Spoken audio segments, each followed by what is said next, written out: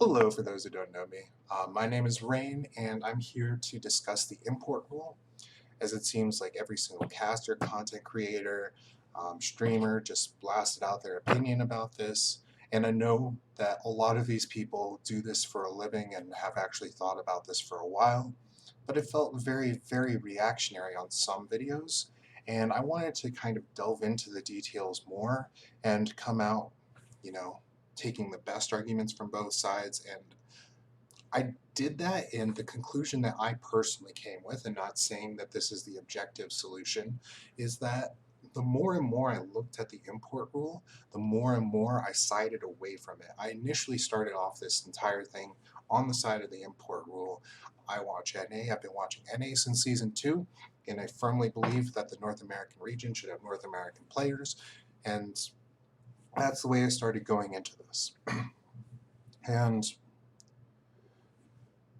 now that I've gotten more and more into it, I am vehemently opposed to the import rule, and the fact that it actually still exists, like, I completely flipped. And I think that NA fans who are siding on the side of the import rule are being misinformed, or are being, I shouldn't say misinformed because that implies intent on the side of people who are on this import rule to deceive them. I would rather say that they are not considering the other perspective, that they are a little bit too entrenched on being player sided rather than team owner sided. And I think the team owner's position on this one is best for the fans. So let's start things off and get into three different things that I want to talk about in this video that I don't think have been communicated very clearly. Um, First off, let's talk about competition on global stage. Okay, playing with these teams. Okay, so when C9 plays against Golden Guardian, like, not, let's not even take this year. Let's take previous years, because I think previous years were a better example of this than this year, and we can discuss that later. But when TSM, for instance, was playing in the playoff bracket to get into Worlds, they were playing Zillion mid a lot. They were playing a lot of interesting picks that obviously weren't meta and frankly weren't good, as we saw from their Worlds performance. But what these picks were good at is abusing players who didn't know how to play the game on an international level. So when TSM got to Worlds, they said, this is the comp that got me to Worlds. And so I'm going to play these champions because, you have to believe in the game that you've learned. And the game that you learn in NA when you're beating on bad teams is that you don't actually play the best meta compositions, because they're not as good. What should we define this as? So let's say you're in chess, right? And I suck at chess. Okay, I'm just gonna get this out of the way. But like when you're around the like 1200, 1500 rating range, in truth, it doesn't really matter like what opening you go for. And in fact, some openings are actively worse when you're lower rated than when you're higher rated. Things like the King's Indian defense, or what else? The King's Indian defense really stands out as something that I know Daniel Naroditsky in hypermodern openings, where you attack the center from with your minor pieces rather than controlling the center. These openings are very technical and very difficult to do, and so they're actively not good for lower rated players to play, or you to play against lower rated players, because the best way to abuse these lower rated players is just to wait for them to blunder their rook, and then you take their rook. Bam. Easy. You just get wins. And so it feels like when you are able to fork their king and their rook every single game with the fried liver attack. Okay, for those of you who don't know chess, I'll skip ahead, I'll put a timestamp on this video. But like, if every single game your opponent's falling for the fried liver attack, you're gonna keep doing it. And you're not gonna recognize that there is a counterplay that literally just makes the opening pretty like nonsensical from a grandmaster perspective or from a professional perspective. So good teams that can have international success. Teams like TSM last year, teams like Cloud9 this year, TSM this year. If they keep playing against players who aren't going to challenge them, then they are going to learn the game incorrectly. Okay? That is the first point. And then when we go to international events, we didn't learn the meta, we didn't learn like how to play against the King's Indian, and then Korea plays the King's Indian defense, and we've never seen this before in our lives because we only do the fried liver attack, and they just open up and they're Fankettoing their bishop, and then they're just like, well, what the hell do we do now? It's like, you have to have competitive teams in a region in order to expect international success. And that is the first thing I'm going to say in terms of my point. The second point, let's move on. Let's talk about who the import rule truly benefits. And now this is something that, this was where I've changed the most in my opinion, because in my opinion, the biggest problem with the import rule, at least when I was thinking about it, was that North American solo queue would see a drastic decline in the amount of players playing on it. I've changed my position from this, and let me tell you why. If we got rid of the import rule, let's try to imagine this from a thought perspective point of view. Okay. If we got rid of the import rule, let's say each team on average had 4 imports and 1 North American player. I think that's fair. I think players like Vulcan, players like I don't know if Sven's going to be an import soon or a resident soon, but players like Vulcan, Tactical, there's probably a handful of other players that would still keep their jobs because, frankly, North American players and imports are going to be, well, it depends on what the North American players demand for salary. They might actually not keep their job. But I think there are a good few North American players that would keep their job. And then the issue becomes, well, North America doesn't have North American players on it. Let's ignore the fact that this has always been the case. And let's continue to the fact that, okay, now North America doesn't have North American players. What can we do to fix this? Well, North American talent has to prove that they're better than the imports that the teams brought in. It is not on the onus of other regions to prove that they're better at this point. It's on us. We have not done anything internationally. So saying that NA deserves to have like these players, I don't know. We'll get to this later, but this is just part of it. But this idea that once teams are, and this is something that happened in the G-Bay video that got me really frustrated very early on, this idea that like teams are never going to hire North American talent again is absurd. To believe this, you have to believe that the imports that we're bringing in will always be better than the North American talent. You have to believe that North American talent doesn't have the potential to be internationally successful. This is the point, like, that people don't realize they're making, is that when they say that imports will always take the slots of NA players, they are admitting that they think that North American players will always be worse than international imports. And if that's the case, why do we deserve to have a professional scene, guys? I think that the imports that are being brought in with removing the import rule will encourage North American players to play at a higher level, because these imports are going to actually have international success. They're going to actually be competing with other teams at an international level. And when North America shows international success with their teams, more people in solo queue will be inspired to play more solo queue, because international results will translate to dedication in solo queue to prove that these North American players are better than international players, so they get the slots on the team and they can actually look to win worlds. Because right now, if you are a North American solo queue player and you have talent, do you think for a second that the players you're playing against are good enough to make you think, oh, I could win worlds?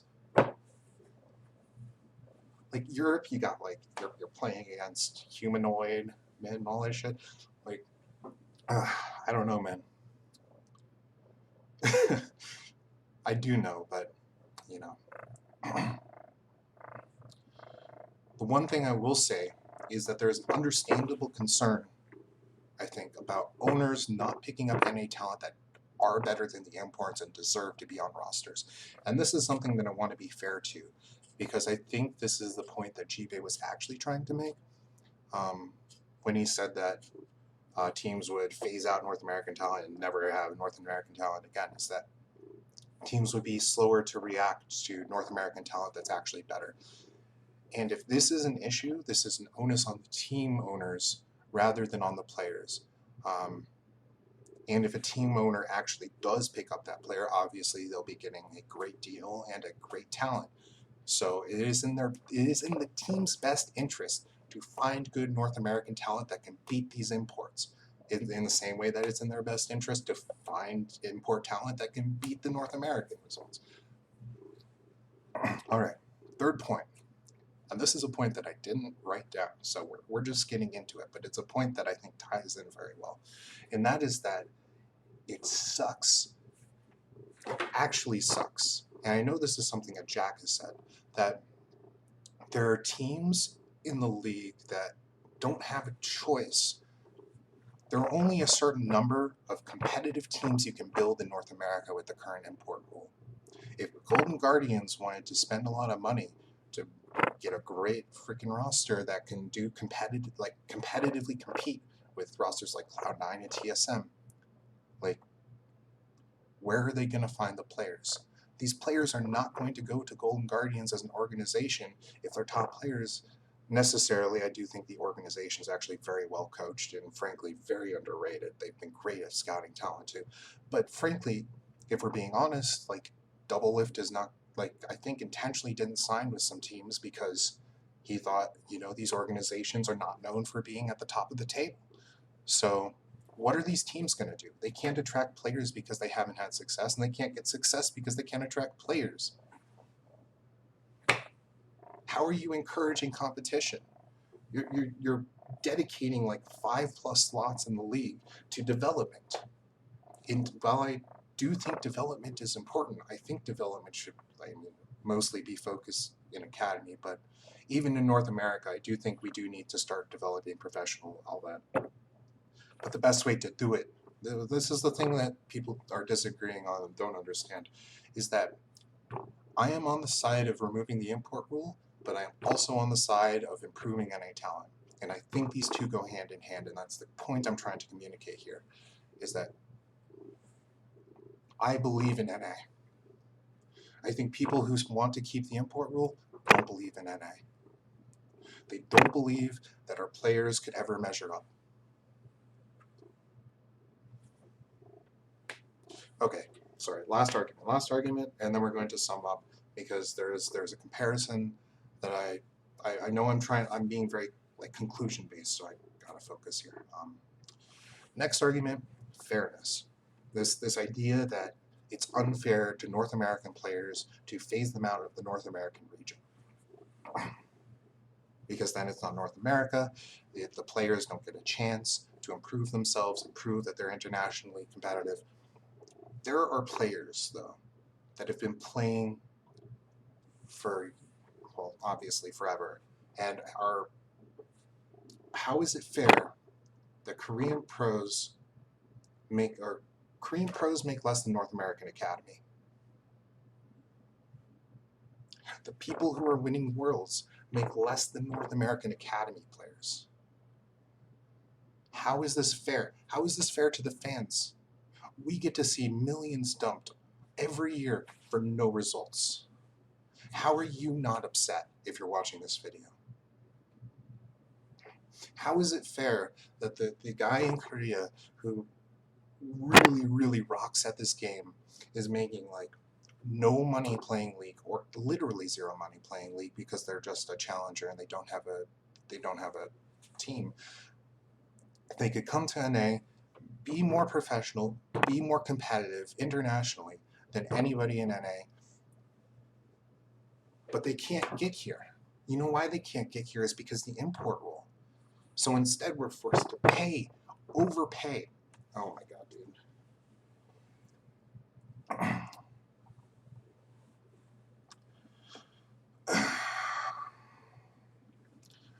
We're forced to overpay for people who are not going to give us any international success, people who are not going to make our region competitive, who are going to teach our competitive teams how to not be competitive because it's the best way to beat them, because they're going to hang their rook every time. Why would you learn any other opening? Why would someday learn to play anything other than Renekton and Aatrox when Renekton and Aatrox are just going to beat every team in the league? Why would TSM learn anything else other than to just play Zillion because Zillion's going to beat all these noobs? Like, competitive NA region result compares to international success, the results in international success, and international NA success results in the NA region being built up. More people who are actually talented being interested in becoming challengers in NA.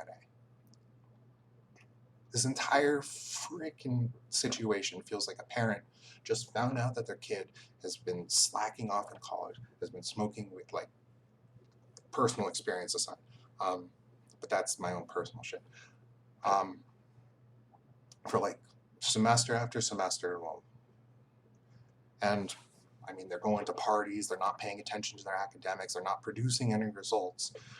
And then their parents found out, and the parents said, we don't want to pay this much for your education if you're not going to get any results. And then the kid's like, that's not fair. I've been in school. I mean, I'm doing things. I'm really trying. I'm just not doing my best.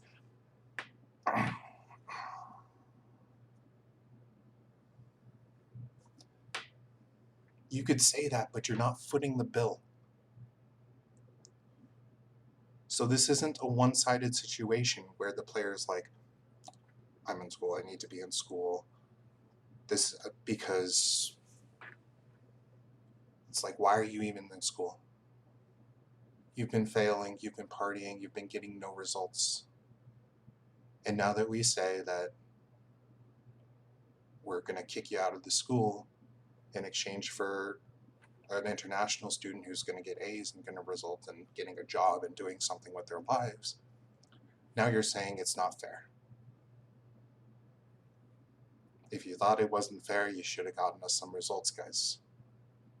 If you were getting A's, nobody would be talking about the import rule. If we had international success, nobody would even consider the import rule a problem. You know why? Because if we got rid of the import rule and we were getting international success, it wouldn't matter. If Korea, I don't even know if Korea has an import rule. Do you think it matters in Korea?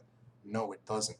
Korea is going to play Koreans. The Koreans are good enough for international success. They give each other the competition needed in order to develop a meta of understanding complex situations.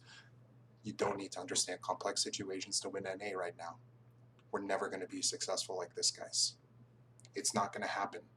If you are a fan of NA, if you're a player in NA who is looking to go pro, or looking to be better, or looking to play internationally successfully, and you don't support removing the import rule, we're going to have to agree to disagree. And I think I made the points I need to make in this video. I think I've done so in a way that hopefully compares it to something that's a little more understandable for the fans out there who do believe in the import rule. I don't expect to have changed everybody's mind. It didn't change my mind myself when I watched other videos, but I hope I contributed a nice little 2 cents to the conversation in a way that I don't think has been done as clearly before.